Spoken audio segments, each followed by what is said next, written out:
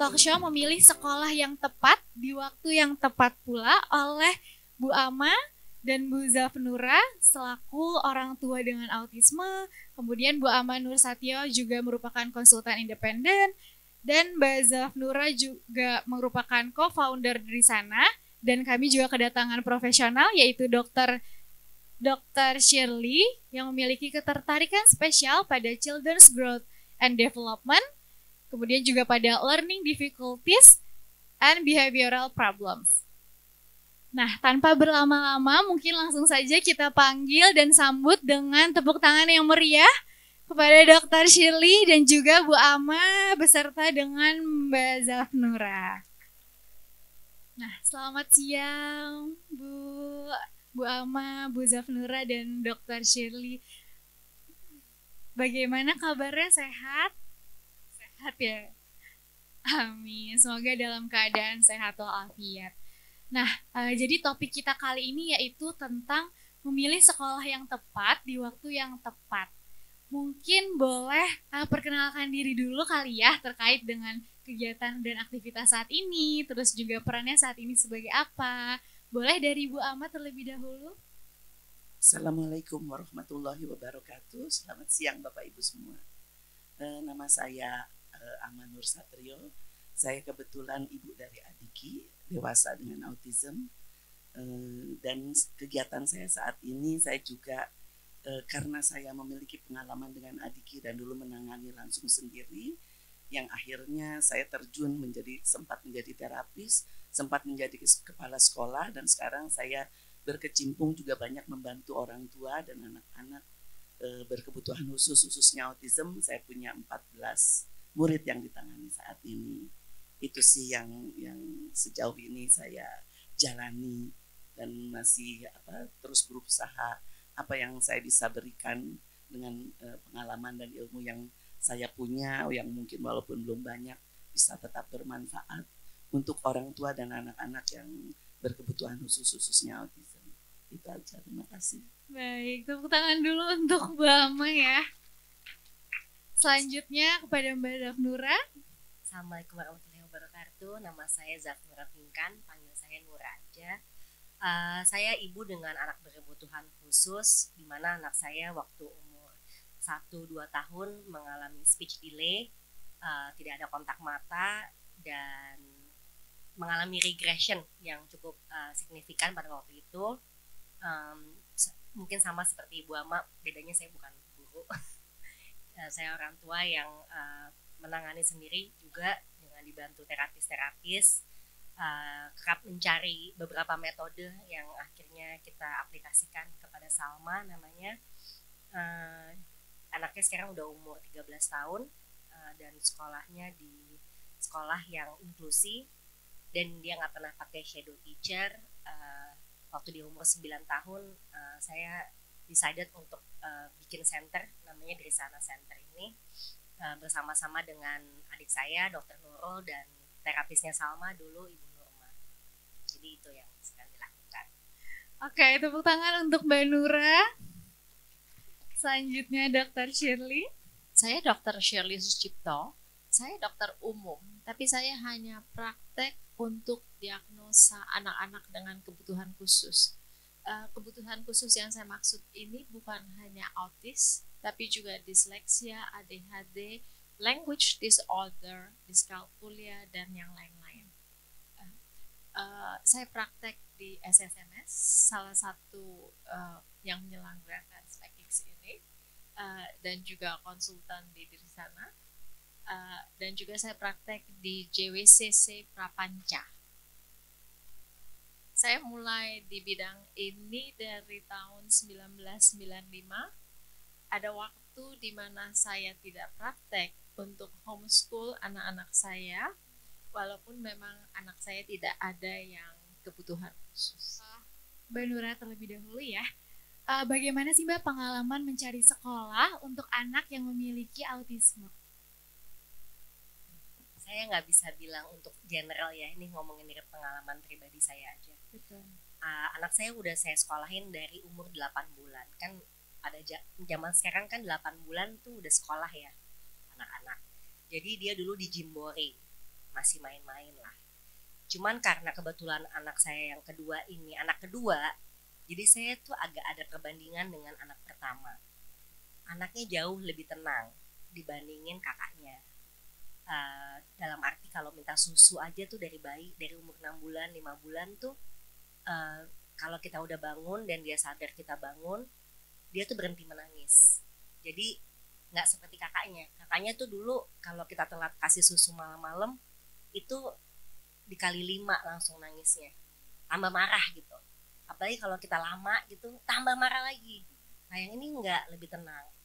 Nah waktu dia di Jimbori pun beda banget, jadi dia lebih banyak main sendiri. Nah lalu pas udah gedean, karena waktu itu kan ibaratnya kita tuh ngikutin sama kayak kakaknya aja. Jadi dari Jimbori kalau nggak salah waktu itu saya masukin ke Pompong dulu apa Planet Kids dulu ya. Nah oh iya bener. Ini kebetulan dulu kepala sekolahnya anak saya Bu Ama. Jadi saya masukin ke Planet Kids. Nah Planet Kids itu kebetulan dekat rumah saya. Lalu berbahasa Indonesia. Nah memang saya maunya anak-anak saya di tengah-tengah sekolah yang sangat banyak dan berbahasa Inggris.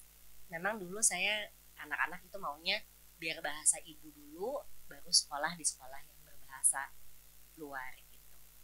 Nah, waktu di Planet Kids itu udah umur 1,5 tahun, kalau mau 2 tahun kalau nggak salah ya, 20 bulan lah saya sekolahin di Planet Kids itu. Nah, lalu tapi karena saya sudah mengetahui bahwa kepala sekolahnya Ibu Ama dan Ibu Ama punya Adiki itu tuh sudah jauh lebih tua, udah besar. Nah, jadi saya tahulah kalau Bu Ama itu udah spesialis mengerti tentang anak-anak kebutuhan khusus. Jadi pada waktu itu saya dititipin sama Bu Ama, tolong dong Bu diliatin, katanya sih ada yang bilang anak saya ini kayaknya perlu terapi, tapi kok saya nggak tahu, nggak yakin ya, tapi coba deh Ibu Ama observe dulu. Jadi diobservasi sama Ibu Ama sekitar masuk sekolah itu Juli, Bu Ama tuh baru bilang sama saya itu Oktober. Jadi berapa tuh? Agustus, September, Oktober, 3 bulan. 3-4 bulan, lalu saya dipanggil sama Ibu Ama. Dalam 4 bulan ini anak saya sering banget mukulin orang, gigit. Jadi aku tuh sampai dimusuhin dulu sama ibu-ibu yang lain. Nah jadi akhirnya saya konsultasi sama Ibu Ama. Ibu Ama bilang, iya Bu, kayaknya lebih bagus dicariin terapi, dan kalau bisa terapi dulu aja di rumah, nggak usah sekolah dulu, karena supaya dia mengerti dulu lah kurang lebih. Nah itu saya lumayan pindah-pindah sekolah tuh. Habis itu dia di rumah, tapi kan kasihan juga karena kan dia nggak punya temen. Jadi saya masukin lagi di Kepompong waktu itu. Tapi di Kepompong tuh nggak lama, nggak nyampe 1 tahun kayaknya. Soalnya anak saya lebih brutal lagi di sana. Kayaknya terakhir tuh ada anak lagi, jadi dia udah mulai satu kata sebenarnya udah ada, tapi yang keluar itu berbahasa Inggris. Mungkin karena anak saya kebanyakan nonton kartun yang berbahasa Inggris gitu. Jadi ada satu momen dia kayaknya bilang share, tapi mungkin nggak terlalu kedengeran. Si anak ini lagi main ayunan, akhirnya dia mungkin kesel ya, dia dorong aja. Dia dorong, ya anak umur 2,5 tahun, 3 tahun didorong kan ya pasti luka-luka lah ya. Akhirnya saya juga berpikir yaudah deh keluarin lagi. Jadi keluarin lagi. Akhirnya saya di situ tuh insting ibu aja. Kayaknya kok anakku bahasa Indonesianya kok kayaknya lebih nggak ngerti lagi ya. Nah kebetulan dekat rumah saya tuh dulu ada sekolah namanya ISEC, kayaknya udah nggak ada lagi tuh sekolah. Nah judulnya International School of Early Childhood. Ada sekolah di mall, dalam mall di Epicentrum. Nah akhirnya anakku aku sekolahin tuh di situ tapi itu tuh udah mau umur 4, dan di rumah juga udah terapi 3 jam sehari Senin sampai Jumat gitu. Nah waktu dia sekolah di situ, lalu kita juga terapin metode yang lain lagi pada waktu itu. Nah di situ perkembangannya lumayan luar biasa. Jadi ya udah mulai dari situ sampai TKA, TKB saya pindahin lagi di ECG. Pokoknya akhirnya dia sejak itu nggak pernah ada shadow teacher, alhamdulillah. Mungkin itu sih pengalaman saya. Oke, baik, terima kasih Mbak Nurah. Mungkin dari Bu Ama juga boleh menceritakan pengalamannya terkait mencari sekolah ya untuk anak. Oke, ini pengalaman juga sama ya. Mungkin saya bisa share nanti dengan pengalaman murid-murid yang lain gitu kan. Jadi kalau kita begitu bicara, pertama kali kalau bicara sekolah, sebelum sekolah kan kita tahu dulu nih bahwa pada saat saya bicaranya ini pada saat anak saya udah didiagnosa sebagai anak berkebutuhan khusus dengan autism. Berarti pola pikir saya juga saat itu harus berubah. Dalam arti kata begini, begitu kita punya anak berkebutuhan khusus, bahwa kita tidak serta-merta usia anak itu langsung sama dengan usia sekolah. Atau usia biologisnya langsung, usia 6 tahun, usia 3 tahun adalah TK, playgroup, 4 TK, kemudian 5-6 tahun SD dan seterusnya. Nah, perjuangannya adalah bahwa untuk kalau kita bicara anak berkebutuhan khusus sekolah, saya selalu bilang begini, untuk diri saya dulu sendiri. Saya karena waktu itu dapat dokter yang cukup keras, jadi waktu itu saya bilang, anak saya ini, saya udah sekolahin juga sama pengalamannya dulu ada di Pondok Indah ada satu sekolah, tapi anak saya ya gitu, lari sendiri, orang bacain cerita dia gitu, udah akhirnya setelah tahu didiagnosis itu saya suruh stop, saya ikutin. Dan saya ikuti pada saat itu terapi yang pada saat itu saya pilih adalah Applied Behavior Analysis, di mana diwajibkan 40 jam per week saya lakukan itu. Walaupun kadang-kadang tidak memenuhi itu. Karena waktu itu penelitiannya bahwa apabila program ini atau kurikulum ini bila dijalankan dalam 2 tahun, dengan 40 jam per minggu dan IQ anak itu di atas 80, insya Allah dia akan mainstreaming. Kalau kita melakukannya dengan sungguh-sungguh. Ya saya berbekal itu aja, saya nggak tahu berpikir apa. Walaupun pada saat itu saya juga mengikuti beberapa workshop untuk beberapa teknik seperti sunrise dan sebagainya. Tapi entah gimana, saya pada saat itu saya terfikirnya yang saya bisa jalankan itu, saya jalankan segera. Nah pada saat itu memang akhirnya saya jalani 1 tahun, kemudian saya konsultasi lagi ke dokter, apakah anak saya sudah siap untuk sekolah. Jadi yang saya lihat adalah gini, kalau pada saat kita mau menyekolahkan anak dengan anak berkebutuhan khusus, yaitu tidak serta-merta melihat anak saya umurnya 3 atau 4 udah harus sekolah. Tapi juga kita harus lihat, apakah anak kita memang sudah siap, sudah punya bekal dasar untuk bisa masuk sekolah. Kenapa? Karena kalau enggak, ibu hanya buang-buang uang dimasukin sekolah, walaupun dengan alasan sosialisasi, tapi anak tidak mendapat manfaat apa-apa di sekolah itu. Sementara anak itu masih membutuhkan terapi yang cukup intensif untuk anak siap sekolah. Itu. Jadi pada saat itu saya sendiri mengikuti itu. Begitu 1 tahun sesudah intensif terapi, saya coba. Dan saya ada salah satu pada saat itu dilema dalam arti kata mencari sekolah tidak mudah.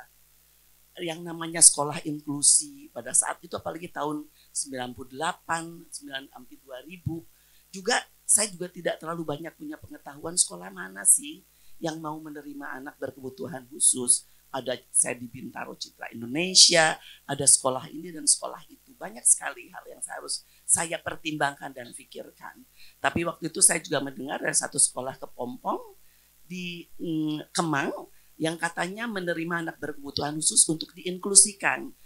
Dan saya saat itu berpikir, apakah ada 2 orang tua berstrategi? Pada saat itu saya dibilangin, kalau kita mau menyekolahkan anak berkebutuhan khusus, kita jangan declare, jangan bilang pura-pura aja. Kita masukin aja dulu anak kita. Gitu, seperti itu. Tapi saya berprinsip nggak seperti itu. Saya tidak mau akhirnya kalau saya tidak declare bahwa anak saya berkebutuhan khusus, kemudian sekolah itu tidak punya resources, tidak punya fasilitas untuk bisa mengakomodasi kebutuhan anak saya, terus gimana? Toh akhirnya saya buang-buang waktu dan buang-buang uang kembali. Jadi saya pada saat itu saya bilang, kondisi anak saya seperti ini, kemudian saya bisakah masuk sekolah? Saya suruh tunggu. Jadi anak-anak lain masuk dulu, baru kemudian anak saya bulan Oktober boleh masuk. Di situ karena di Kepompong memang full inklusi, jadi memang tidak diperkenankan waktu itu ada shadow teacher karena diperkirakan masih bisa tanpa shadow teacher. Jadi akhirnya berjalanlah di situ. Nah di situ, sejak itu saya terus berpikir bagaimana bahwa gini, saya mencoba berpikir bahwa jadi guru juga nggak mudah. Jadi saya tidak bisa hanya mengandalkan sekolah yang bertanggung jawab terhadap anak saya tanpa saya bisa proaktif untuk terus juga bersama-sama memperbaiki anak saya supaya lebih bagus, bisa beradaptasi, bisa mengikuti kegiatan di sekolah dengan lebih baik. Jadi itu sih yang saya lakukan. Dan saya juga tidak pernah sejak anak saya berkebutuhan khusus, saya tidak punya target muluk. Bukan saya putus asa, tapi saya ibaratnya anak saya saat itu bisa lewat TK, alhamdulillah. Saya berusaha lagi lewat SD, alhamdulillah, lewat SMP, SMA, sampai akhirnya dia lulus kuliah dari Sampurnya University, jurusan Fakultas Edukasi, jurusannya bahasa Inggris gitu. Dan sekarang dia menjadi guru privat bahasa Inggris walaupun dia belum bisa bekerja mungkin di satu institusi atau perusahaan seperti yang lainnya. Seperti itu sih mungkin yang saya harus ingatkan kepada orang tua, bahwa menyekolahkan anak berkebutuhan khusus, ingatlah dulu jangan hanya semata-mata mengingat usianya, tapi juga apakah anak ini sudah mempunyai bekal dan sejauh mana sekolah itu bisa memberi manfaat untuk anak kita. Itu aja. Oke, luar biasa sekali ya Bu perjalanannya untuk memilih sekolah. Nah, mungkin untuk Dokter Shirley ya.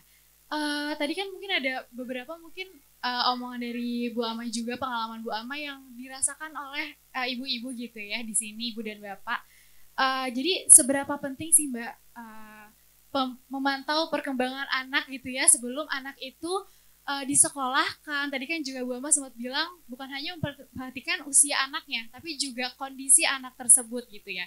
Seberapa penting dan pemantauannya itu secara berkalakah, dan kalau berkala berapa bulan sekali? Oke. Untuk pemantauan perkembangan sebenarnya bukan hanya pada anak secara kebutuhan khusus, tetapi pada semua anak in general. Jadi ada satu istilah yang dinamakan developmental surveillance. Jadi pada waktu Anda ke dokter anak itu selalu dipantau perkembangannya. Malahan Depkes kita tuh sudah lebih advance ya, dalam arti di puskesmas itu ada buku pink, yang buku kesehatan ibu dan anak. Di sana ada pemantauan untuk perkembangan anak. Dan bukan itu saja, mereka pun juga sudah punya program untuk stimulasi, deteksi dini, dan intervensi. Jadi kapan itu memang ada waktunya masing-masing, seperti kalau misalnya pada bayi waktu lahir, seminggu sesudahnya Anda pulangkan disuruh datang, kemudian ada imunisasi yang namanya well child. Pada waktu itu ada dikerjakan developmental surveillance. Kemudian dari American Academy of Pediatrics itu menganjurkan pada waktu anak Anda umur 9 bulan, 9, 18, dan 24 itu diadakan developmental screening. Apa bedanya yang surveillance tadi dengan screening? Screening itu akan menggunakan tools. Jadi ada questionnaire tertentu yang ibu harus isi. Dan itu bisa memantau apakah perkembangannya sudah benar atau enggak. Ya, harus sesuai. Jadi harus jujur dengan itu, karena kenapa? Yang rugi adalah kita sendiri, karena intervensi dini itu akan sangat mempengaruhi perkembangan anak. Jadi sebenarnya sekarang itu kita udah ngomong tentang deteksi dini tadi. Pada waktu anak 9 bulan itu sebenarnya udah ada kesan-kesan kalau misalnya itu autistik.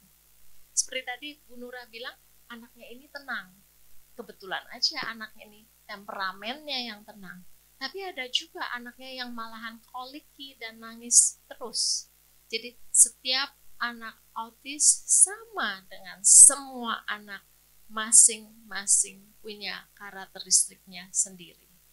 Jadi mereka punya profilnya itu semua berbeda-beda secara individual.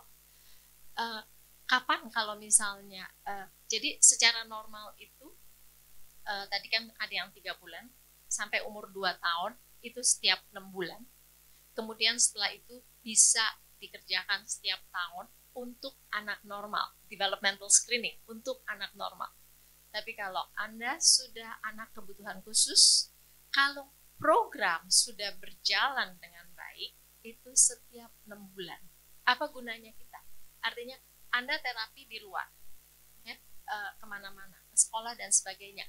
Pada waktu datang ke kantor saya, maksudnya pada waktu datang ke klinik, saya akan melihat apakah perkembangannya sekarang sudah sesuai dengan umur berapa. Kemudian apakah skill atau kemampuan yang sudah diajarkan di tempat terapi itu sudah generalisasi belum? Sudah bisa dilakukan setiap hari atau belum? Dan ini kalau sudah semuanya berjalan, dilakukan setiap 6 bulan. Jadi developmental screening itu sudah baku. Saya sendiri memakai alat yang namanya Ages and Stages. Kemudian social emotional pun juga saya memakai Ages and Stages social emotional. Dan ini juga bisa dibantu dengan sekolah dalam arti bahwa orang tua mengisi, karena ini berbentuk kuesioner yang diisi oleh orang tua. Kemudian sekolah pun juga mengisi, tapi yang saya minta adalah setidaknya Anda sekolah di situ dulu selama 3 bulan, sehingga guru sudah mengerti anak Anda itu bagaimana. Jangan heran kalau perilaku anak di sekolah dan di rumah itu akan berbeda. Karena sekolah biasanya lebih struktural, sehingga mereka harus mengikuti. Kemudian juga ada anak yang udah ngikutin di sekolah, di rumah itu waktunya dia jadi mungkin lebih temper tantrum atau apa segala.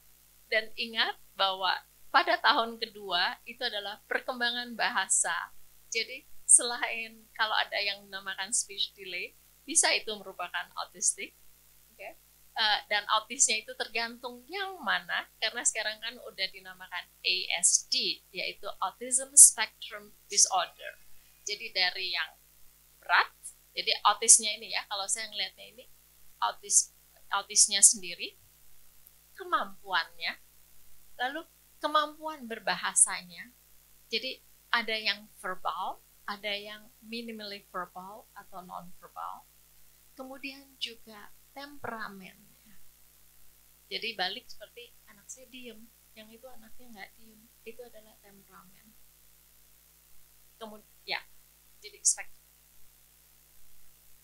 Saya cukup ya, udah banyak menjawab. Orang tua harus jujur untuk melaporkan apa kondisi yang terjadi di rumah ya, supaya tadi yang dibilang bahwa setiap anak unik, jadi harus di screening lagi. Harus saya tambahkan bahwa ada anak-anak yang dibilang lose their autism diagnosis. Jadi ada anak-anak yang keluar dari kriteria DSM untuk autis itu. Mereka itu biasanya yang memang mengikuti intervensi dini. Semuanya itu sama. Untuk disleksia pun juga. Screening disleksia itu mestinya udah bisa dilakukan sekitar umur 5 tahun. Jadi pada waktu anak Anda di sekolah itu sulit belajar ABC-nya, sulit lafalnya. Karena kan ABC itu merupakan namanya ya. Kemudian kita ada fonetiknya. Bahasa Indonesia kan sangat fonetik, A ya, gitunya. Tapi kalau di bahasa Inggris kan A ada yang long and short, A and E, gitu kan. Nah itu kalau misalnya anak Anda ada masalah, itu udah bisa dilihat lagi di preschool. Then you have to be careful. Dan tadi yang saya bilang, umur 2 tahun itu perkembangan bahasa. Apakah itu autis atau ada satu yang dinamakan language disorder. Nah, developmental language disorder itu adalah salah satu yang mungkin masih kurang dimengerti, padahal banyak sekali kasusnya.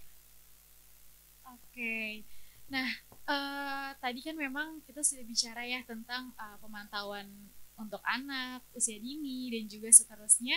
Nah, ada nggak sih dari Ibu Ama maupun Mbak Nura ya tantangan gitu pada saat anak nih harus sambil dipantau perkembangannya, tapi juga harus sambil mencari dan memilih sekolah yang tepat gitu ya untuk anak, menyesuaikan dengan kemampuan anak pada saat usia tersebut. Mungkin untuk Bu Ama dulu. Panjang sih juga ya perjalanannya ya, ada nangisnya ya seperti itu. Waktu mungkin waktu preschool masih agak lebih apa ya, saya lebih merasa terdukung karena memang sekolahnya sekolah Kepompong itu memang pada saat memang dia menerima, dia betul-betul memperhatikan dan menangani gitu. Walaupun mereka tidak ada yang jadi terapis atau apa, tapi mereka berusaha mensupport kita orang tua. Dan tentunya juga ya kembali saya bilang bahwa kita juga bukan berarti bahwa semua kita serahkan kepada sekolah. Bahwa kerjasama orang tua dan sekolah sangat menentukan keberhasilan pendidikan anak-anak berkebutuhan khusus di satu sekolah tersebut. Oke. Yang kemudian nah, pada saat saya kesulitan adalah pada saat anak mulai memasuki jenjang pendidikan formal dalam arti kata SD. Saya waktu itu sangat menyadari bahwa anak saya pada saat usia umur 4 tahun dia sudah sangat pandai menjawab apapun. Dia di Kumon jago sekali berhitung. Tetapi seperti dokter Shirley tadi bilang bahwa pemahaman berbahasa. Di Kumon dia dapat medali dan sebagainya. Tapi begitu dikasih soal cerita, begitu dia kelas 3, kelas 4 saya berhentiin Kumon.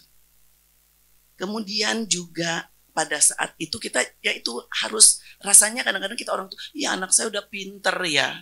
Tapi ternyata oh enggak ya ilah ini masih harus diperbaiki. Jadi itu terus kita harus pantau terus kemampuannya. Dan pada saat SD anak saya mengalami bullying yang cukup berat, baik fisik maupun verbal. Sampai dia panas badannya, tidak mau sekolah, sampai akhirnya saya pindahkan.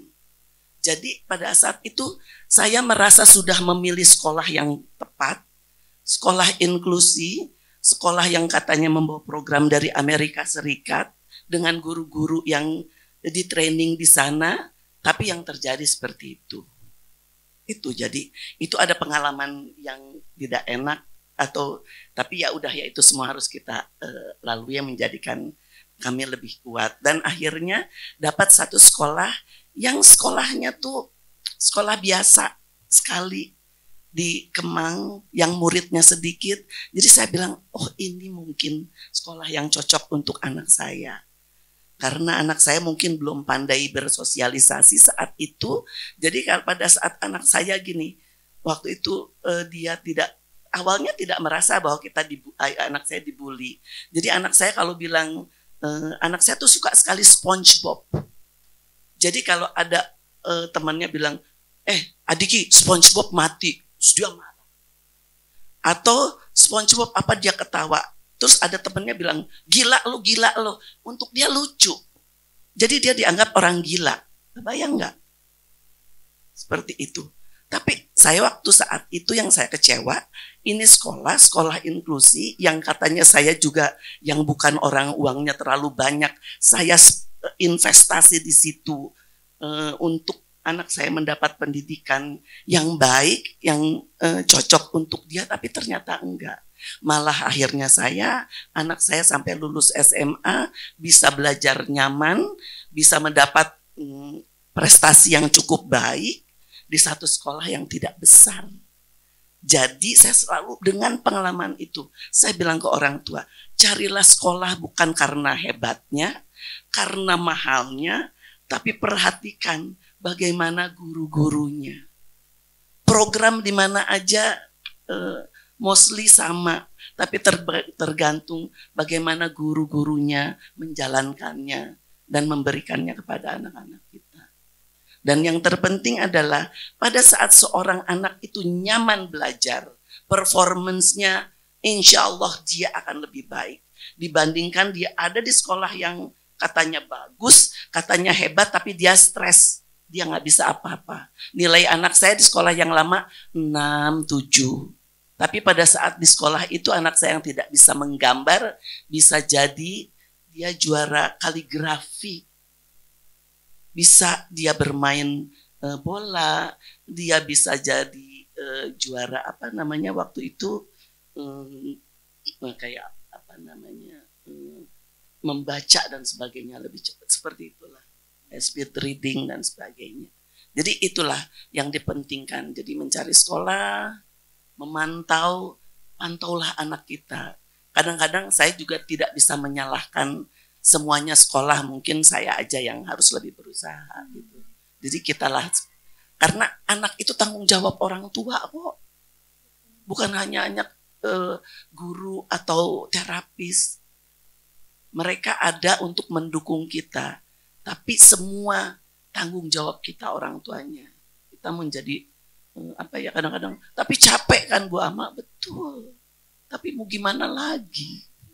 Ini udah ditakdirkan untuk kita.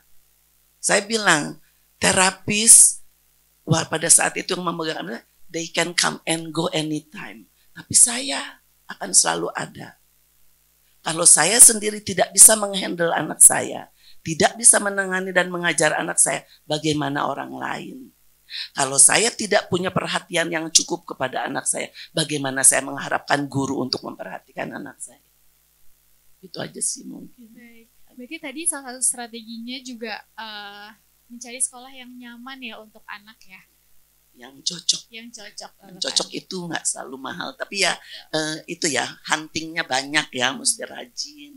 Nanti kalau saya sih bicara insting juga kok. Pada saat kita datang ke sekolah, bagaimana penerimaannya mereka. Jadi pada saat anak saya itu mogok sekolah sampai panas dan saya tiba-tiba harus mengeluarkannya, saya tiba-tiba terpikir datang ke sekolah tersebut. Kebetulan saya waktu itu kerja jadi guru di Kepompong, tidak terlalu jauh, saya yang satu arah. Di situ saya menerima penerimaan wakil kepala sekolahnya waktu itu orang India. Dia langsung minta saya boleh presentasi kepada semua gurunya. Saya bilang, oke, saya akan presentasi all about Adiki. Apa yang Adiki masih sudah mampu, tidak mampu, apa yang masih dia membuat dia cemas dan tidak cemas, atau yang membuat. Oke, baik. Terima kasih, Bu. Nah, untuk Mbak Nurma mungkin boleh juga dijelaskan terkait dengan tantangannya dalam memilih sekolah anak dan juga strategi yang Mbak Nurma lakukan gitu ya. Yang Mbak Nurma lakukan saat memilih sekolah yang tepat untuk anak. Mungkin hampir sama ya kayak Ibu Ama, tapi balik lagi tadi yang bagus dan yang cocok nggak selalu yang mahal, dan yang mahal juga nggak selalu cocok. Jadi intinya adalah kita sebagai orang tua jangan mentang-mentang kita udah bayar mahal lalu kita expect sekolahnya itu untuk ya pokoknya kan sudah bayar mahal jadi tanggung jawab sekolah. Itu yang banyak saya rasa saya ketemu beberapa orang tua yang punya stigma begitu, dan itu ibaratnya benar-benar nggak bisa. Tadi Bu Ama bilang guru terapis itu come and go, kita orang tuanya itu kita yang selalu ada, jadi itu tanggung jawab kita. Kayak gini contoh nih, saya mau sekolah anak saya di sekolah yang paling mahal pun itu saya tetap aja ngebawelin guru-gurunya, tetap saya semacam presentasi lah. Setiap bulan tuh saya pasti minta waktu untuk saya mau tanya progresnya, perkembangannya, apa yang saya bisa lakukan di rumah dan dia di sekolah bagaimana. Jadi balik lagi memang kita sebagai orang tua harus sangat-sangat proaktif. Jadi kita juga bantu sama sekolahnya. Dan balik lagi, jangan harus jujur. Karena saya tahu juga banyak orang tua yang karena takut anaknya nggak diterima di sekolahnya dokter, jadinya nggak jujur. Akhirnya habis itu ekspektasinya yang dari sekolahnya punya ekspektasi, orang tuanya juga jadi punya ekspektasi. Nah, ini yang biasanya nggak ketemu. Dan mungkin tadi aku ada yang mau nanya sama Dokter Shirley tentang kesiapan sekolah tadi, dokter. Karena saya tahu banyak orang tua tuh yang kejar-kejaran waktu, kayak kejar tayang gitu. Umur 7 belum SD, umur 8 belum sekolah, masih di rumah. Nah, itu sebenarnya kira-kira kenapa dan apa pro and con-nya lah untuk dia masih di rumah dulu untuk sampai dia siap sekolah? Balik juga ya, saya sebagai profesional juga, tugas saya itu sebenarnya saya itu hanya sebagai narasumber untuk apa yang ada. Tapi siapa expert untuk anak itu adalah ibu dan bapak. Yang paling mengerti anak itu adalah ibu dan bapak. Maka itu pada waktu konsultasi pun juga, saya itu langsung kalau ngomong di dalam, saya bilang, Bu, kalau kesini, kalau sama seperti ke dokter biasanya, ibu bilang saya penyakitnya ini, lalu dokter kasih obat, kemudian pulang obatnya nggak diminum. Saya bilang, jangan kesini deh, kasihan. Dia bilang, buang uang aja. Karena kenapa? Fungsinya itu hanya kita diskusi dari 5 atau 10 pilihan, yang mana yang memang cocok untuk keluarga Anda, untuk anak Anda. Karena saya nggak kenal anak Anda, yang kenal adalah Anda. Saya cuma tahu, oh programnya ada ini, Anda yang mana? Itu yang kita diskusikan. Setelah diskusi itu, kemudian kita harus memantau apakah program ini memang cocok atau tidak. Itu biasa kita lakukan sebelumnya bulan pertama atau 3 bulan untuk melihat adanya perkembangan. Maksimum satu terapi yang baru itu adalah 6 bulan. Kalau 6 bulan tidak ada hasilnya, tinggalkan. Tinggal. Dan bagaimana dengan kalau anak belum ready untuk masuk sekolah? Sebenarnya ada satu solusi. Apalagi tadi saya untuk yang Ibu Ama bilang, ABA, Applied Behavior Analysis, itu bukan hanya untuk anak autis, itu adalah untuk semua perilaku, untuk semua behavior. Kita akan melakukan apa yang namanya FBA, Functional Behavior Analysis. Ya? Jadi ABA itu memang dianjurkan untuk 40 jam sehari. Bagaimana caranya? 40 jam seminggu, atau yang minimalnya itu adalah 25 jam seminggu. Jadi ada 2 website yang saya akan share di sini. Yang satu itu adalah Baby Navigator. Jadi Anda bisa Baby Navigator. Anda akan bisa memantau perkembangan anak Anda di sana.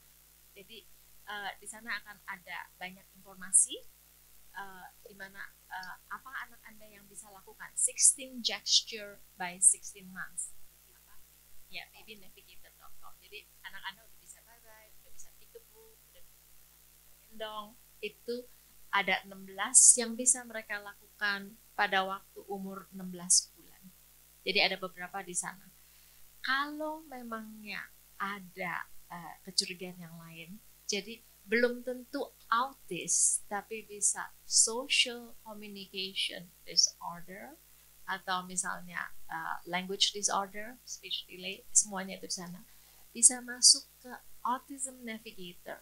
Dan untuk anak Anda yang sudah autis, di sana padahal udah mulai dari 18 bulan, ada satu resources di autismnavigator.com. Jadi tadi Baby Navigator, yang kedua adalah Autism Navigator. Autism Navigator ada satu resources untuk orang tua yang namanya How to Guide Resources. How to Guide Resources ini dalam bahasa Inggris, tapi gratis. Cuman Anda harus ya satu kali jam 12 malam tidurnya, karena kan waktunya Amerika ya. Setelah itu dapat gratis. Dan di sana ada satu yang namanya Library of Daily Activities. Jadi sehari-hari contoh-contoh bagaimana Anda di rumah dengan anak, bagaimana handle challenging behaviors pada waktu anak tantrum dan sebagainya, itu dilakukan oleh orang tua. Dan biasanya itu kalau misalnya ada hal-hal yang kita tidak bisa solusi, itu bisa didiskusikan dengan dokternya, ataupun juga bisa didiskusikan dengan terapis atau gurunya. Jadi dan diharapkan dengan adanya early intervention, Anda bisa masuk pada waktu yang sesuai dengan umurnya. Tetapi kalau tidak, memang lebih baik itu terapi dulu kan, baru sekolah.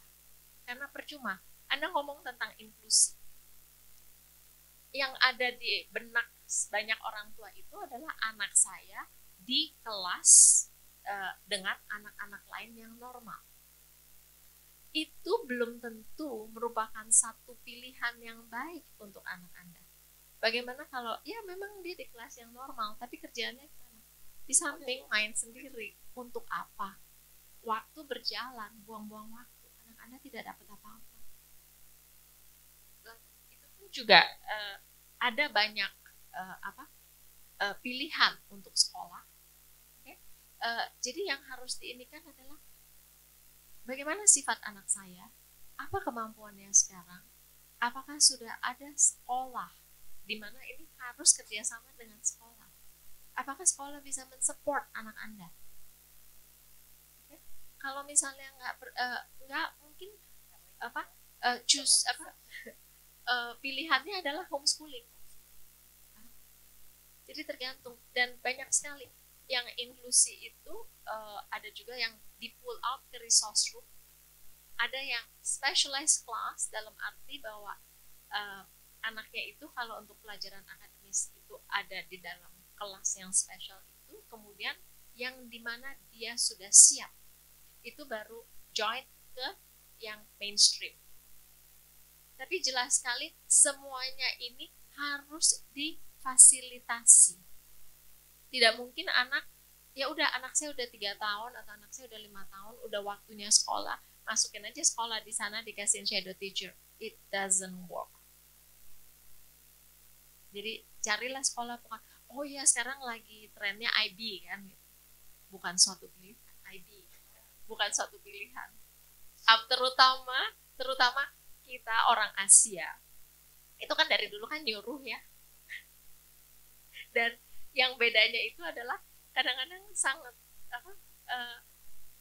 nggak terlalu terlihat gitu. Bedanya itu hanya dalam antara nyuruh dan bertanya, sehingga anak bisa mengambil decision apa yang harus dia lakukan. Jadi ngajarnya itu lainnya di sana misalnya. Nah, ini taruh di kulkas ya, sama jusnya mau ditaruh di mana? Itu jusnya dikemanain? Itu adalah 2 hal yang berbeda sudah dalam mengajar anak. Jadi hal-hal yang baku sekali, dan itu ada diajarkan, tapi bahasanya itu yang saya kadang-kadang kurang bisa. Oke. Nah, mungkin Bapak dan Ibu di sini sudah banyak yang ingin ditanyakan ya kepada 3 narasumber kita. Saya mau bertanya sama Bu Ama. Terapi 40 jam seminggu itu apa aja gitu? Itu wajibnya memang 40 jam seminggu. Jadi memang ada kurikulumnya. Jadi namanya di kurikulum applied behavior itu ada terdiri dari 5 aspek perkembangan yang diajarkan. 1 attending skill, 2 imitation skill atau kemampuan imitasi, yang ketiga kemampuan bahasa reseptif dan ekspresif, kemudian kognitif, gitu seperti itu. Jadi itu, dan karena memang sifatnya pada anak-anak berkebutuhan khusus terutama autism, menurut prinsip dari ABA itu atau applied behaviors adalah harus drilling, harus terus-menerus dilakukan sampai akhirnya dilakukan generalisasi. Jadi ada persyaratannya, karena harus program ini menjadi bisa naik ke program berikutnya, harus prekuisisinya adalah apabila ini sudah pas dalam 3 kali 3 pertemuan, 3 kali instruksi dan sebagainya, dia mencapai, dia lolos tanpa bantuan terapis. Jadi banyak sekali itu. Jadi memang karena mereka pemahaman bahasanya sangat ini, jadi mulai sangat dilatih kontak mata, hanya dilatih untuk duduk, hanya dilatih untuk imitasi, misalkan tangan ke atas, tepuk tangan, dan hal-hal yang sangat simpel yang mungkin kadang-kadang ngapain sih diajarin yang seperti ini. Tapi itu memang sangat basic, yang kalau enggak mereka gini, misalkan anak saya tahu itu gelas, Tapi pada saat ditanya ini apa, dia belum tentu dia jawab bahwa itu gelas. Sehingga yang dilatih adalah kemampuan bahasa reseptifnya dulu. Kita bilang ambil gelas, ambil bola, ambil baju, dan sebagainya. Baru mengenal fungsi benda dan sebagainya. Sangat detail seperti itu. Jadi memang banyak sekali. Memang saat ini sangat tidak mudah juga dilakukan selama itu, Ibu. Jadi kebanyakan ada orang tua yang saya selalu menganjurkan tiap hari paling tidak 2 jam, tapi sisanya jangan dibiarkan anak nganggur di rumahnya depan TV, karena mereka membutuhkan stimulasi yang terus-menerus, yang cukup intens dan konsisten seperti itu. Itu mungkin yang bisa saya jawab, Ibu. Saya ingin bertanya kepada Bu Dokter. Ya. Ini temanya menarik ya, memilih sekolah yang tepat di waktu yang tepat. Nah, kita selaku orang tua itu masih bingung ya, masih bingung. Tadi yang sampaikan Bu Ama, kita itu khawatir anak itu nanti dibully ya segala macam gitu kan. Nah, contoh anak saya ini umur udah 14 tahun. Saya sudah mencari sekolah, beberapa sekolah, selalu nggak tepat. Cuman ke terapi, sebelum sekolah ke terapis dulu ya. Terapi cuman bertahan 6 bulan, nggak cocok keluar. Jadi artinya ini buang-buang biaya gitu. Nah, energi kita habis untuk memikirkan ini kok tidak ada perkembangan gitu kan. Nah, akhirnya kita masukin sekolah spesial. Nah, mungkin waktu itu karena COVID udah akhirnya nggak diteruskan. Nah, sekarang di homeschooling di rumah, ya kan? Nah, itu terapi terus. Tapi kan kita sebagai selaku orang tua itu kan punya keterbatasan, kita kan orang awam nih, nggak ngerti ini kira-kira anak ini apa sih, sudah sampai di mana dia level terapinya gitu ya. Kapan dia bisa masuk ke sekolah gitu kan. Nah, ini kan kita nggak tahu nih. Nah, itu yang mau saya tanyakan. Terus yang kedua terkait guru ya, guru. Kita kan nggak tahu. Oke, mungkin dari pelayanan guru dan, hanya menilai oh itu gurunya pelayanan oke gitu ya. Tapi kita kan nggak tahu nih memilih guru yang tepat gitu kan. Nah, saya setuju. Saya waktu itu sempat kecewa ya ke suatu tempat sekolah gitu, perlakuan terapisnya nggak baik-baik, benar-benar ya membuat kita, jangan kan terapis ya, pemiliknya sendiri, anak saya dibilang, bahkan kita orang tua dibilang ya bodoh, ya kata-kata yang nggak pantas gitu kan, ya itu ini membuat orang tua tersinggung. Sementara kita punya expect ini gimana anak ini bisa berubah di sekolah itu. Saya bertahan cuma 6 bulan, akhirnya saya keluar. Nah, 2 pertanyaan itu, dokter sama Bu Ama. Makasih. Selain dari diagnosa autisnya sendiri, yang kita tahu ada 3 level. Level 1, 2, 3.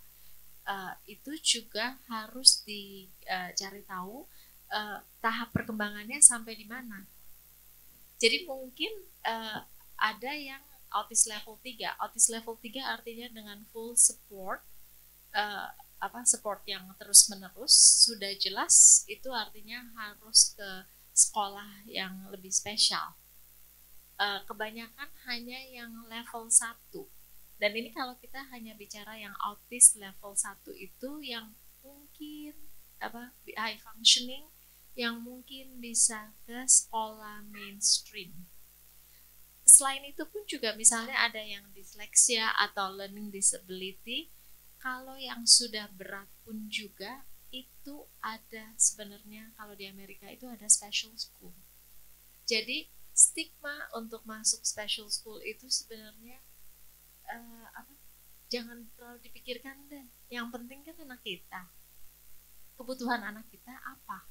Maka itu tadi kan mungkin ada yang lebih cocok dengan homeschooling. Jadi di mana anak Anda sekolah itu, jadi bukan sekolah harus ke mainstream, tapi cocoknya apa untuk anak kita. Dan yang kedua yang saya tekankan itu adalah sebelum akademis. Akademis itu sebenarnya paling mudah di training, diajarkan. Tetapi lebih ke daily living skills dan karakter. Jadi apakah anak Anda mampu makan sendiri, bisa milih bajunya sendiri, apakah bisa membersihkan diri, mandi dan segalanya. Go for daily living skills. Maka itu saya balik ke Library of Daily Activities, di mana itu akan menjawab juga pertanyaan Ibu, 40 jam ngapain aja? 40 jam seminggu kan cukup stres. Tapi kalau itu dimasukkan ke dalam kegiatan sehari-hari. Bu Dokter, jadi intinya kita bisa masukin sekolah kalau anak ini sudah mandiri. Jadi di satu pihak iya, tapi belum tentu karena sekolahnya sekolah yang mana. Lebih baik memang itu lebih mandiri dimanapun juga sama. Jadi mungkin kalau misalnya dia belum mandiri, mungkin tidak cocok dengan sekolahan itu. Jadi setiap sekolah itu ada satu program. Karena tergantung sekarang Anda masuk sekolah yang asal gue dapet murid deh, tapi apa yang diberikan balik itu belum ada. Atau Anda masuk sekolah yang memang benar-benar kita itu sama-sama kolaborasi, pegangan tangan. Jadi sama seperti saya, yang seperti saya bilang, saya itu pegangan tangan, hanya support ibu dan bapak bagaimana untuk bukan hanya mendapatkan diagnosa yang betul, tapi kita berusaha untuk mencapai potensi maksimal dari dari anak-anak kita yang kemana mereka harusnya. Belum tentu semuanya kan harus jadi dokter, belum tentu semuanya harus jadi ahli hukum, engineering dan yang lainnya. Tapi setiap dari kita, walaupun dia cacat atau dengan kebutuhan khusus, mempunyai tujuan hidupnya masing-masing. Dan tugas kita sebagai orang tua adalah dengan kalau bisa menuntun mereka untuk mencapai ke sana. Dan kemampuan kita juga kan ada terbatasnya. Baik. Mungkin maaf, boleh saya tanya Pak, putra Bapak, maaf namanya siapa? Rafa. Pada saat Rafa Bapak menyadari ada hal yang berbeda dari Rafa, itu di usia berapa dan apakah Bapak memang waktu itu ke ahli seperti ke psikolog atau psikiater atau ke dokter untuk mendapatkan diagnosis, penegakan diagnosisnya? Itu di usia berapa Pak? Jadi saya merasakan sesuatu yang berbeda itu di usia 3 tahun. 3 tahun. Di umur 2 tahun, ini anak normal. Dia bisa berbicara, bahkan bisa sebut nama orang tuanya, bahkan bernyanyi pun bisa, tanpa kita ajarin bisa. Itu yang saya masih bingung sampai saat ini. Dan saya sudah konsultasi ke 2 dokter spesialis tumbuh kembang anak sama ahli saraf. Nah, tapi dokter sudah mendiagnosa dia autis. Autis. Ya. Nah, jadi waktu umur 3 tahun itu saya coba ke semua kemampuan yang sudah ada tiba-tiba hilang ya itu ya. Begitu dia 24 bulan. Dia menurun. Menurun itu sampai saat ini. Jadi sekarang terapi terus di rumah. Seminggu 3 kali. Seminggu 3 kali. Jadi terapi mulai dari usia 3 tahun. Iya, tapi itu beberapa sekolah karena nggak cocok keluar. Ya, Bapak sekolah atau center saat itu Pak, maaf? Center. Oh, center. Jadi terapi sampai akhirnya menemukan sekolah. Sempat sekolah? Sekolah belum. Oh, jadi sampai sekarang usia Rafa masih terapi. 14 tahun? Ya. Oke. Ya mungkin oke. Jadi memang belum pernah masuk sekolah ya. Belum. Karena tadi masih khawatir yang tadi Ibu Ama sampaikan, takut pembulian. Oke. Ya tapi memang itu salah satu bagian aja ya Pak. Yang kemudian saya ulang bahwa memang untuk menyekolahkan atau kita menyiapkan anak untuk sekolah adalah yang harus kita pertimbangkan adalah skill dulu, bukan hanya usia.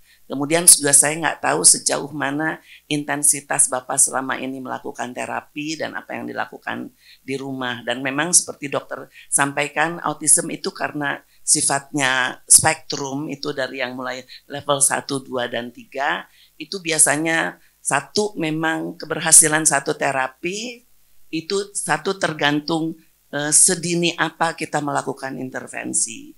Kedua, seintensif apa kita melakukannya dan melakukan generalisasi dalam keseharian anak. Yang ketiga adalah memang faktor brain damage-nya. Jadi masalah severity atau masalah parah atau berat tidaknya masalah yang dialami anak. Jadi untuk anak-anak yang memang bukan ternyata sesudah mengalami terapi 6 bulan, setahun tidak mengalami kemajuan yang cukup pesat, itu memang kita harus banyak mempertimbangkan hal-hal apakah kemudian lebih cocok untuk melakukan terapi dibantu dengan homeschooling atau kemudian menyekolahkannya di sekolah khusus seperti itu. Tetapi saya setuju sekali kalau kita itu sekolah itu untuk saya sendiri ya Pak, bahwa mendidik anak itu tidak hanya melalui sekolah formal, tapi yang terpenting adalah membekali anak dengan kemandirian, daily living skills, dan apa sih kalau misalkan Bapak juga harus melihat sekarang berkejar-kejaran terapi, tapi Bapak juga harus melihat apa sih potensi yang Rafa bisa Bapak kembangkan di usia mulai belasan tahun ini. Apakah punya hobi, kelihatan itu yang Bapak asah. Karena zaman sekarang Pak, jangankan anak berkebutuhan khusus, yang nggak berkebutuhan khusus aja nggak mudah cari kerja. Dan cukup banyak peluang-peluang usaha atau bekerja untuk anak-anak menjadi mandiri dan produktif tanpa harus bekerja. Atau hanya mengandalkan kemampuan akademiknya saja. Jadi jangan hanya mengejar anak saya sekolah karena untuk akademik, untuk dapat ijazah. Kalau untuk udah sampai seusia ini, justru Bapak harus fokus, latih Rafa lebih mandiri, bisa mengurus dirinya sendiri. Karena kita Pak, kita ini sebagai orang tua, tambah umur bukan tambah kuat. Tambah umur kita tambah nggak ada. Kalau sampai usianya Rafa belasan tahun masih diladenin, masih disuapin, masih dimandiin, tidak ada kemandirian, yang susah kita sendiri, orang tua. Jadi itu dulu yang bahkan saya waktu dulu punya mbak, punya pembantu semua, tidak boleh ada yang bantu anak saya. Kecuali dia membutuhkan bantuan. Sehingga pada saat mbak saya pulang nggak ada, lebaran dan sebagainya, dia bisa saya kasih suruh angkat jemuran, buang sampah, sekarang dia harus bisa semuanya. Itu lebih penting untuk hidup kita, untuk hidup anak kita. Kemandirian, dia bisa mengurus. Pak, jangan sampai umur segini masih dimandiin ya Pak ya. Karena maksudnya mulai akil balik gitu. Iya, pubertas. Itu sih mungkin pesan saya. Dan mungkin Bapak gini juga, betul tadi Dr. Shirley bilang bahwa kalau 6 bulan kita terapi, kita tidak ada kemajuan, tinggalkan. Tapi juga banyak sekali orang tua yang tidak berhasil karena kebanyakan shopping terapi. Sini tidak berhasil, tidak sungguh-sungguh, belum. Kalau tidak berhasil jangan hanya lihat tempat terapinya. Kita sendiri pun di rumah sudah melaksanakan PR-PR kita atau belum. Jangan di sini nggak cocok pindah. Itu namanya, saya punya murid banyak yang tidak berhasil karena salah satunya juga terlalu banyak shopping terapi. Setuju Bu Ahmad, bukan hanya shopping terapi, shopping dokter juga. Terapi itu sebenarnya dipegang oleh orang tua dan bukan oleh terapis. Satu yang saya indikan adalah lebih baik tempat terapi yang terbuka untuk orang tua dan bukan orang tua tidak tahu apa yang dilakukan oleh terapis tersebut. Karena yang sebenarnya harus terapi orang tua itu adalah anak-anak itu adalah balik ke orang tua. Caranya kita handle anak di rumah. Dan terapis itu sebenarnya berkewajiban mengajar orang tua, update orang tua tentang terapisnya. Kecuali kalau orang tua di dalam anaknya nggak bisa diterapi. Nah, maka itu akan diadakan 2 sesi di mana terapis melakukan terapi dulu sendiri, kemudian 15 menit terakhir orang tua masuk untuk diajarkan dan untuk melihat. Jadi balik lagi kan tergantung anaknya. So balik lagi, setiap means like ada kata-katanya if you meet an autistic person, atau sekarang adalah person with autism, you meet that person. Jadi balik, itu adalah individual, maka itu kan ada yang dinamakan IEP, individual educational plan. Balik lagi, kenapa harus ada itu? Dan kedokteran pun juga sudah berkembang, sampai sekarang kita akan menuju ke precision medicine, di mana ada beberapa dilihat dari gen, kemudian untuk yang obat itu sudah bisa dibentuk seperti satu kaset dan dimasukkan apakah cocok untuk obat yang demikian atau obat yang ini. Ya, perkenalkan, nama saya Irwan. Mungkin saya di sini untuk bertanya sebagai sudut pandang pendidik ya, di mana saya mengajar di London School Beyond Academy. Ini jenjangnya untuk anak berkebutuhan khusus, jenjang perkuliahan. Nah, saya ingin menanyakan untuk para narasumber yang menurut saya hebat-hebat sekali. Jadi di sini dari London School ini memiliki beberapa program. Dan saya sangat setuju ketika anak ingin mendaftarkan sekolah itu ya minimal kemandirian. Karena apa? Tadi yang Ibu Dokter bilang, karena pengajar juga memiliki keterbatasan gitu. Terus selain itu juga sebenarnya di sekolah ini Bapak Ibu kita hanya ketemu 4 jam paling lama. Jadi jangan terlalu ekspektasi tinggi untuk setelah lulus. Dari situ 4 jam sehari. Ya, 4 jam sehari. Jadi 4 jam sehari itu punya ekspektasi tinggi. Ini yang paling penting adalah keluarga, di mana pendidikan pertama adalah keluarga. Nah, kita satu perahu untuk dayung bareng-bareng mencapai satu tujuan, jadi harus dayung bareng-bareng supaya enggak kebawa arus. Nah, itu saya sangat tekankan kepada orang tua yang ingin mendaftarkan ke suatu sekolah gitu. Jadi apapun dari program sekolahan, apapun masukan dari sekolah mohon diterima dengan baik-baik. Itu untuk mencapai satu program dan tujuan untuk anak ibu bapak sendiri. Oke, sorry, ini Nah, kita waktunya iya, saya ingin menanyakan, ya, saya ingin menanyakan bagaimana menurut para narasumber ketika ada penolakan dari orang tua atas masukan dari sekolah tersebut, lalu gimana sih sekolah kok maunya enaknya aja nerima anak yang udah seperti ini gitu. Terima kasih.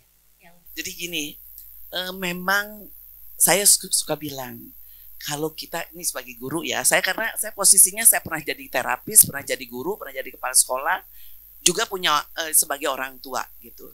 Jadi saya selalu bilang gini, kebetulan pada saat beberapa kali saya dapat, jadi saya pernah dimusuhin nih sama satu orang tua yang mau masukin anaknya ke sekolah. Saya lihat ini anak belum bisa, masih kabur, masih lari sana sini. Nah, saya pada saat jadi kepala sekolah saya bilang, saya maaf, saya belum bisa terima. Mereka marah, Ibu Ama nih kayaknya sombong ya. Padahal dia sendiri punya anak otis, kok nggak mau nerima anak otis gitu, seperti itu. Jadi disitulah memang peran kita ya, bahwa bagaimana justru pada saat kita mau menerima anak otis atau anak berkebutuhan khusus, yang harus kita edukasi adalah orang tuanya dulu. Yang harus kita lakukan pendekatan adalah orang tuanya dulu. Jadi pernah saya punya satu murid yang bapaknya tuh pinter banget deh, pokoknya hebatlah prestasinya, ibunya dokter. Jadi pada saat mereka datang ke saya lihat ini anak harusnya diterapi gitu kan. Tapi mereka nggak mau. Terus yang kedua ada ibunya tuh S2, master psikologi, psikolog lah gitu kan. Itu juga suaminya belum terima. Itu saya butuh berbulan-bulan untuk meyakinkan bahwa anak ibu sebaiknya diterapi dulu sebelum siap sekolah. Yang kedua ada yang marah, itu udah kayaknya ngamuk deh, pokoknya kesel sama saya, mentang-mentang saya katanya kepala sekolah yang sebagai anak orang tua dari anak otis juga nggak mau nerima. Oke. Tetapi ada akhirnya yang mau mendengar saya, kemudian adiknya bahkan juga diterapi dan sebagainya. Itu sampai satu saat sesudah anak diterapi mengalami kemajuan, pada saat bagi laporan perkembangan, dia bilang, Ibu Ama, thank you for making our life better.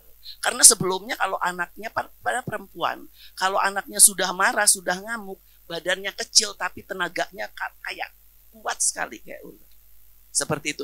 Jadi memang harus sabar Pak. Jadi dibutuhkan gini. Kita harus punya ilmunya juga, dalam arti kata untuk kita mengedukasi. Kalau kita tidak punya informasi dan punya ilmunya, gimana kita bisa meyakinkan orang tua bahwa putra atau putra ibu itu membutuhkan terapi yang lebih intens sebelum bisa masuk sekolah, atau bapak ibu perlu melakukan ini itu dan sebagainya. Jadi guru juga kalau begitu memiliki murid anak berkebutuhan khusus, insya Allah menjadi pada lebih pintar lagi juga gitu. Seperti itu sih harapannya. Terima kasih. Semoga ilmu yang hari ini dan pengalaman yang dibagikan bermanfaat untuk Bapak dan Ibu pendidik serta rekan-rekan sekian. Sebelum sesi ini ditutup, saya mau mengucapkan kembali terima kasih kepada Bapak Ibu yang sudah hadir dan banyak memberikan atensi yang baik kepada sharing kali ini. Selanjutnya saya juga meminta untuk para Bapak dan Ibu memberikan tepuk tangan yang meriah kepada narasumber kita.